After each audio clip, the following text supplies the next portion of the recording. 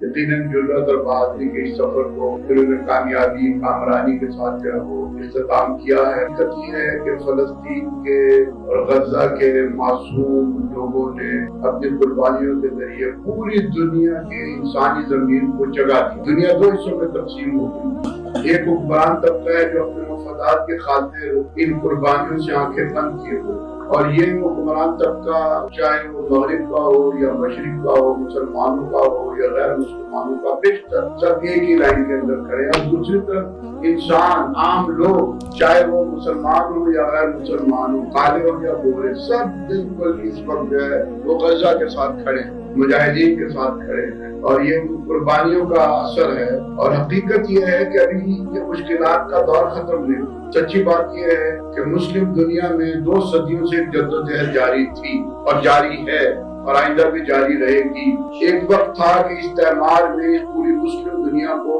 غلامی کی زنجیروں میں جکڑا ہوا تھا۔ کیا ہندوستان اور کیا انڈونیشیا اور ملیشیا اور پوری اسلامی دنیا جو ہے وہ کہیں انگریز تھے، کہیں پرتگالی تھے، کہیں فرانسیسی تھے، کہیں جرمن تھے، اور یہ سب غلامی کے زنجیروں میں جکڑے ہوئے۔ یہ جنگ عظیم دو کے بعد کچھ امکانات پیدا ہوئے،